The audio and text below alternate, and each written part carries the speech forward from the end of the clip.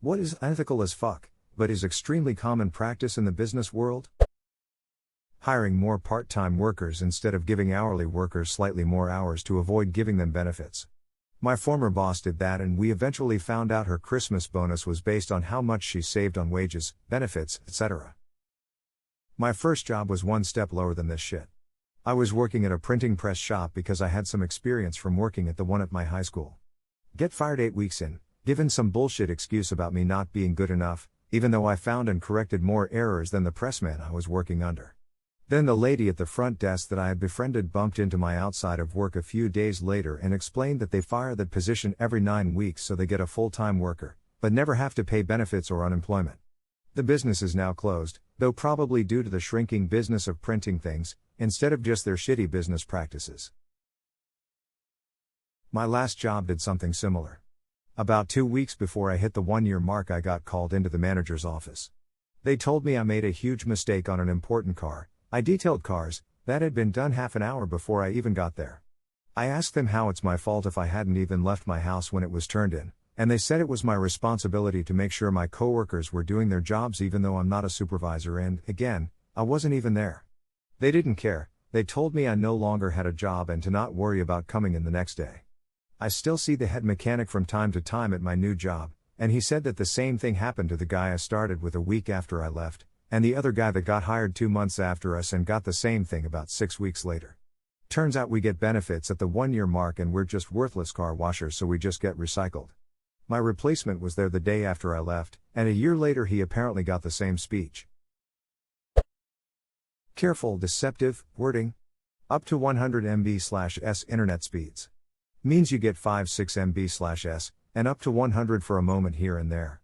Made with 100% chicken simply means that real chicken was utilized as an ingredient at some point. It's like saying a bottle of wine is made with 100% organic cork. Sugar-free. Means less sugar per serving than the minimum we have to report the top rated, usually followed by the specific study that ranked it best. Did you know you can pay a company to perform a study for you that's guaranteed to determine you're the best? Add to that labeling things like 0% cholesterol. Or free from saturated fats. On foods that would never normally contain or be expected to contain those things. Bonus points if it's something really unhealthy like boiled sweets. Bought olive oil that had gluten-free on it. Who the duck puts wheat in olive oil? Fake promotions. Teresa role you can apply for that doesn't have any extra pay or benefits, in which you do the same work as the role above that, which is higher paid, in the hopes that eventually you'll be the next in line to actually be given that next position. Except you want. Whenever you accept a job with the well for 6 months, you'll be doing the lesser job, but after that it's gonna shift into the better job with extra pay spiel. Keep applying for jobs during that 6 months and line up other options. When you get the inevitable well, things aren't progressing as we hoped, but if you stay in the lesser job another 6 months, then there'll be a real possibility. Just say yes. Things aren't progressing as we hoped. Here's my letter of resignation. Bye.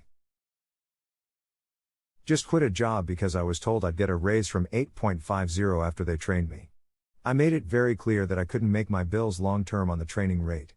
Trained me for 3 days, 2 months later and still no raise. Bye bye.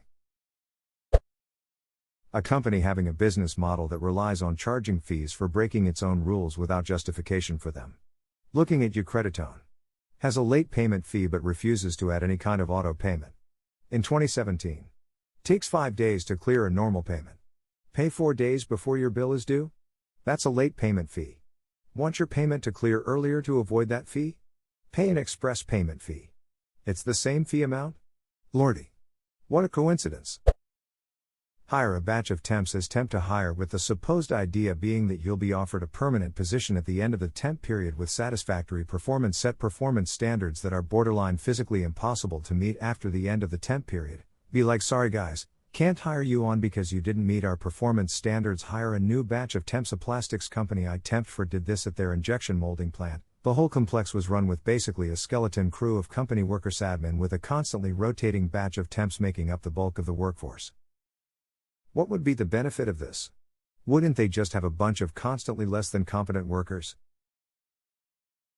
You hire temps to do low-skill repetitive labor work, such as manual packing.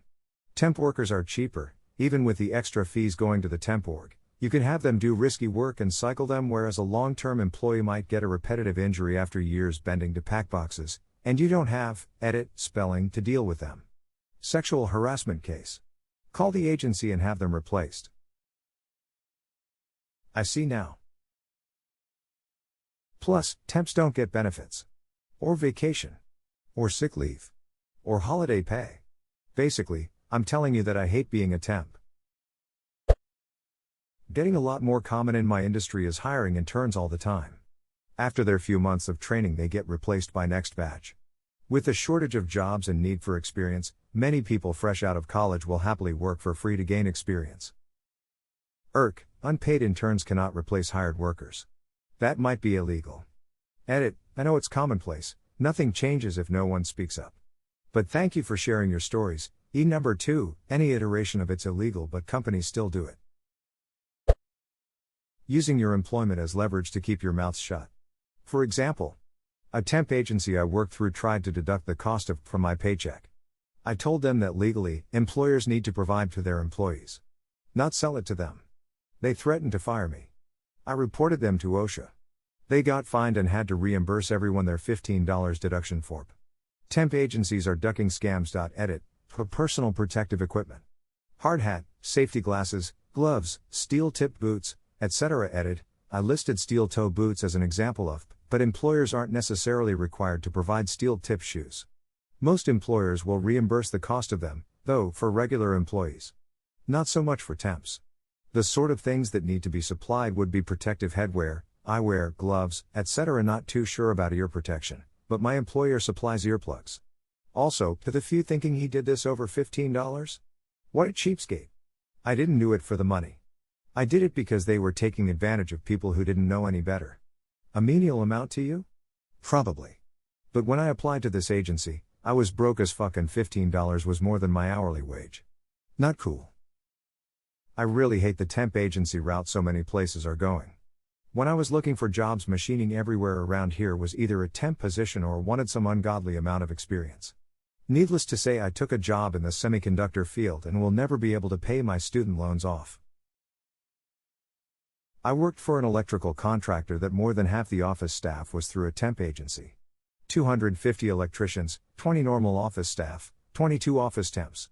And most of those temps had been there for years. Shouldn't there be a limit to what defines a temp?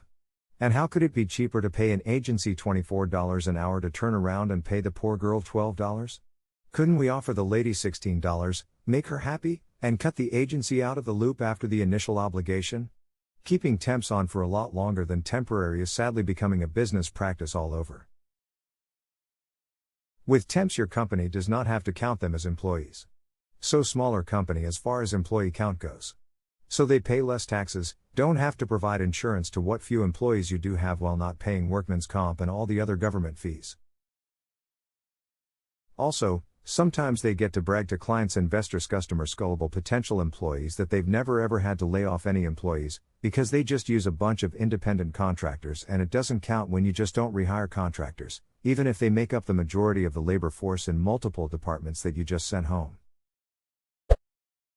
Nominal weights and measures that don't match actual weights and measures. My company sells by the each, but each item has a nominal weight. We intentionally produce our product approximately 10% light to save raw material costs. What's funny is in the steel pipe industry they do the opposite. A lot of pipe mills will sell you heavier walled pipe to increase the cost of each joint. Comcast pricing strategy where they raise the price an absurd amount from one month to the next and just hope customers aren't paying attention or too passive to complain. Called Comcast Friday to try and lower my bill. I tell them I don't want the phone, any of the premium channels other than HBO, give me regular internet instead of blast, and I don't need the DVR. They come back with packages that are $20 to $50 more than what I am currently paying. Let me get this straight, I drop Stars, Showtime, Cinemax, phone line, go to a slower internet package, and give up the DVR box and I pay more. How does this make sense? Companies that stifle competition innovation by buying smaller companies just to stop what the smaller company is doing. Add to that companies who lobby the government in order to create barriers to entry. Consistently making salaried exempt employees work 10+ hours overtime a week in order to avoid hiring more staff. but at the same time using a 40-hour work week to calculate things like PTO.